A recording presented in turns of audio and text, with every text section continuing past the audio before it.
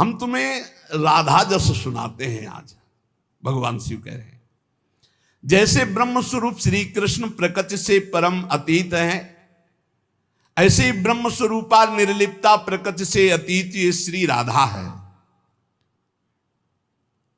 नारद जब समय समय पर भगवान अवतार लेते हैं तो उनके साथ उन्हीं के अंश से ये राधा किशोरी अवतार लेती है। हरि नित्य है, सत्य स्वरूपा है, तो ये राधा रासेश्वरी रम्या रामाच परमात्मनः रासोद्भवा कृष्ण कांता कृष्ण वक्षा स्थल स्थिता कृष्ण प्राणाधिदेवी च महाविष्णु प्रसूरपि सर्वाद्या विष्णु माया च सत्या नित्या सनातनी ब्रह्मस्वरूपा परमा निर्लिप्ता निर्गुणा परा। परमात्मा की परा देवी ये राधा है, ये रासेश्वरी, ये रम्या, ये रामा, ये कृष्ण कामिनी, रासोद्भवा कृष्ण कांता कृष्ण वक्षा स्थल स्थिता कृष्ण प्राणाधि देवी, और इन्हीं से महाविष्णु का प्रादुर्भाव होता है। ये महाविष्णु की भी जननी है। सर्वाद्या विष्णु माया च सत्या नित्या सनातनी ब्रह्मस्वरूपा परमा निर्लिप्ता निर्गुणा परा। ये ब्रह्म स्वरूप है, परम निर्लिप्त है, निर्लेप है, कोई भी प्राकृत गुण इनका स्पर्श नहीं कर सकता। ये परा है, वेदातीत तत्व है।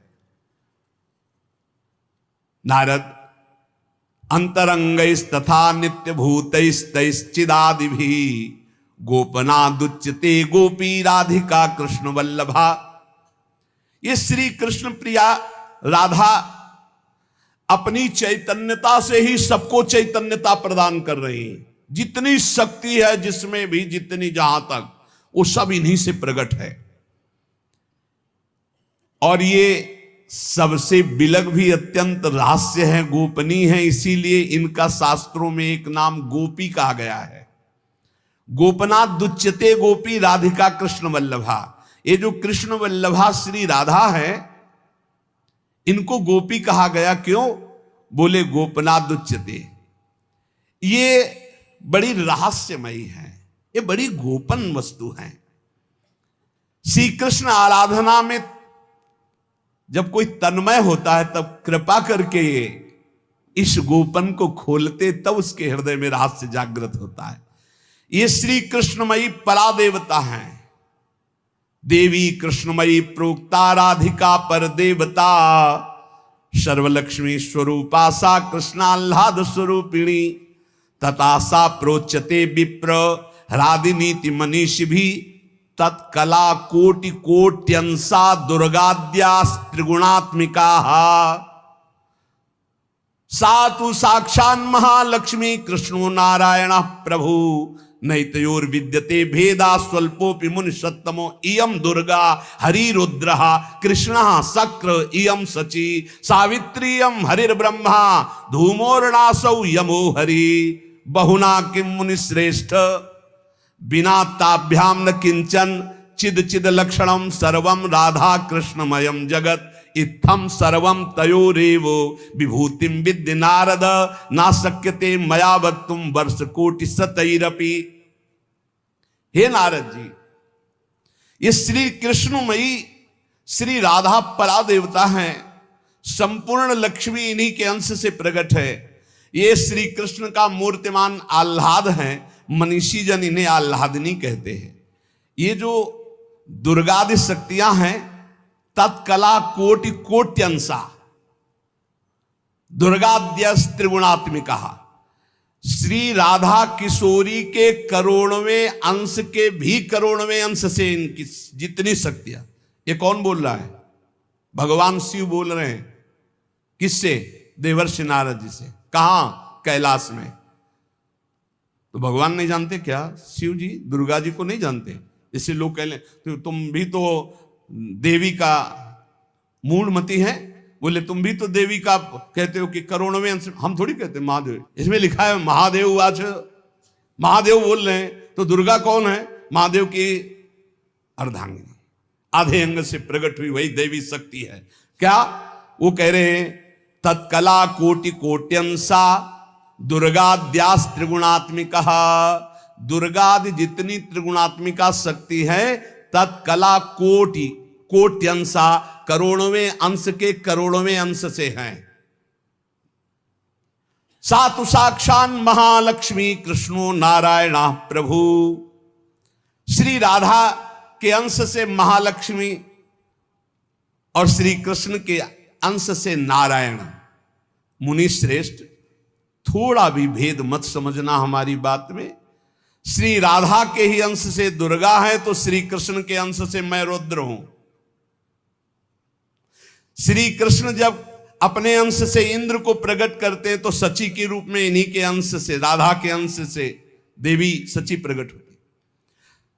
जब ब्रह्मा के रूप से मेरे प्रभु श्री कृष्ण के अंश में ब्रह्मा जी, तो यही देवी सावित्री ब्रह्माणी के रूप में राधा जी के अंश से। जब श्री कृष्ण धर्मराज के रूप में तो इन्हीं के अंश से धूमोरणा के रूप में।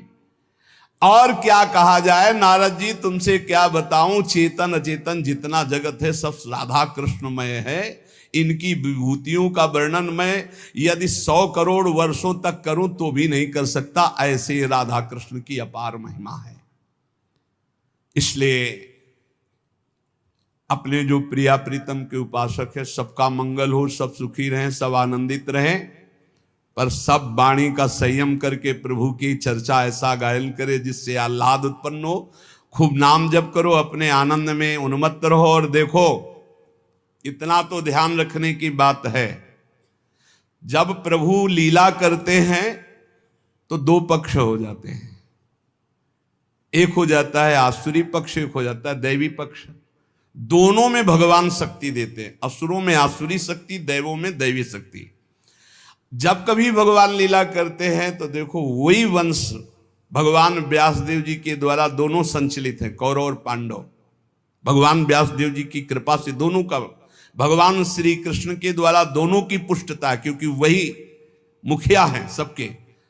पर जब धर्म की बात आती है तो एक महान भागवत भीष्म जी सिंहासन की रक्षा के लिए उधर, और इधर उनके इष्ट श्री कृष्ण। तो फिर वाक युद्ध भी होता है, बाण युद्ध भी होता है, ऐसे ये लीला चलती है। इसलिए बहुत सावधान होकर के नाम जप करो, वाणी को शासन में रखो, भगवत चर्चा कानों से सावधान होकर सुनो। बहुत कम जीवन है, भगवत प्राप्ति के मार्ग में हम अग्रसर होते हुए श्री जी तक पहुंच जाएं। बहुत बढ़िया मार्ग है, इसमें संशय करने की जरूरत नहीं है। ये बहुत ही प्रपंच माया फैलाती, बहुत ही प्रपंच, इससे बचो। बहुत गंदी आंधी माया डालती है जिससे भक्ति ढक जाए और हम फिर भटक जाएं। अनंत जन्मों से भटके हुए हम आए हैं, आज हमें प्यारी जी के चरणों की शरण मिली। तुम्हें हृदय की बात कहते, किसी संप्रदायवाद की नहीं।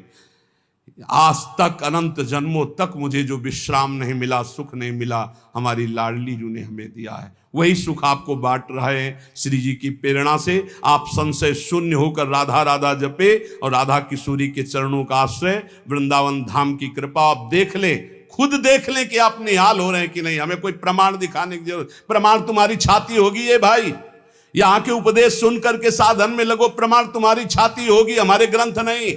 तुम्हारी छाती होगी, तुम्हारा परिवर्तन होगा, तुम्हारा आनंद होगा, तुम्हारा विश्वास होगा। बस तुम दृढ़ता से एक बार चल के देखो, वही एक परम तत्व है, दूसरा कोई नहीं है।